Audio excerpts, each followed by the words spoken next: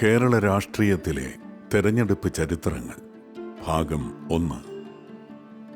ജനാധിപത്യത്തിന്റെ പിള്ളത്തൊട്ടിലായ ഗ്രീസിനെ മാറ്റി നിർത്തിയാൽ ലോകത്തിൽ ആദ്യമായി നിലവിൽ വന്ന ജനകീയ നിയമനിർമ്മാണ സഭകളിൽ പ്രമുഖമായിരുന്നു തിരുവിതാംകൂർ നിയമനിർമ്മാണ സഭ അഥവാ ട്രാവൻകൂർ ലെജിസ്ലേറ്റീവ് കൗൺസിൽ.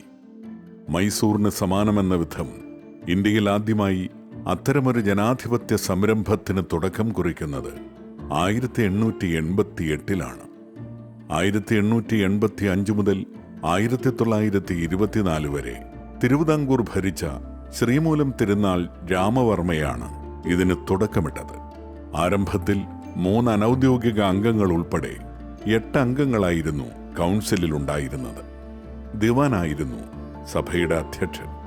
ഏറ്റവും കുറഞ്ഞത് 8ഉം കൂടിയത് 15 അംഗങ്ങൾ എന്ന നിലയിൽ 1898 കൗൺസിലിന്റെ അംഗസംഖ്യ വർദ്ധിപ്പിച്ചു.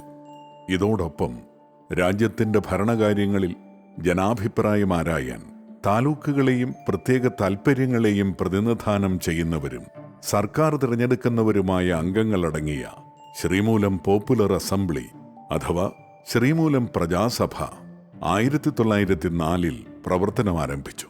ക്രമേണ പൊതു തെരഞ്ഞെടുപ്പിന്റെ തത്വം അംഗീകരിക്കപ്പെടുകയും ലെജിസ്ലേറ്റീവ് കൗൺസിലിന്റെ അംഗസംഖ്യ വർദ്ധിപ്പിക്കുകയും ചെയ്തു.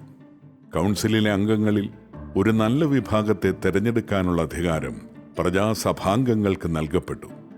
1920 പ്രാബല്യത്തിൽ വന്ന ഒരു ആക്ട് അനുസരിച്ച് ട്രാവൻകൂർ ലെജിസ്ലേറ്റീവ് കൗൺസിലിന്റെ ഏറ്റവും കൂടിയ അംഗസംഖ്യ 25 കുറഞ്ഞത് 15 നിശ്ചയിച്ചു. 1922 ആക്ടിൻ പ്രകാരം കൗൺസിലിന്റെ അംഗസംഖ്യ 50. അതിൽ 35 പേർ അനൗദ്യോഗിക അംഗങ്ങളായിരുന്നു. അവരിൽ 28 പേരെ പൊതുനിയോജക മണ്ഡലങ്ങളും പ്രത്യേക നിയോജക മണ്ഡലങ്ങളും തെരഞ്ഞെടുത്തു. നിശ്ചിത തുക ഭൂനികുതി കൊടുക്കുന്നവർക്കും ബിരുദധാരികൾക്കും വോട്ടവകാശമുണ്ടായിരുന്നു.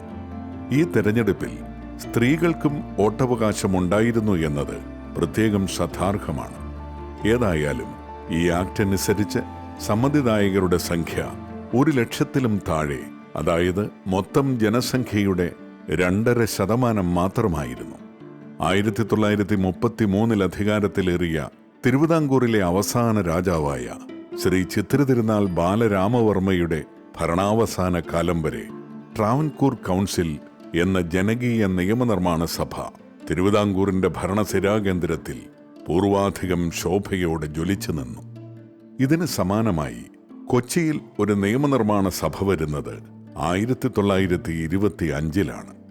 1947 സ്വാതന്ത്ര്യപ്രാപ്തിക്ക് ശേഷം 1948 തിരുവിതാംകൂർ സംസ്ഥാന നിയമസഭ നിലവിൽ വന്നു. 1956 നവംബർ 1 കേരള സംസ്ഥാനം പിറവികൊള്ളുന്നതുവരെ മലയാളികളുടെ ജന്മദേശങ്ങൾ, സ്വതന്ത്ര പദവിയും ഭരണാധികാരങ്ങളുമുള്ള തിരുവിതാംകൂർ, കൊച്ചി എന്നീ നാട്ടുരാജ്യങ്ങളും ബ്രിട്ടീഷ് ഭരണത്തിൻ കീഴിലുള്ള മദ്രാസ് പ്രോവിൻസിന്റെ കീഴിലുള്ള മലബാർ ജില്ലയായും വേർപിരിഞ്ഞു കിടക്കുകയായിരുന്നു.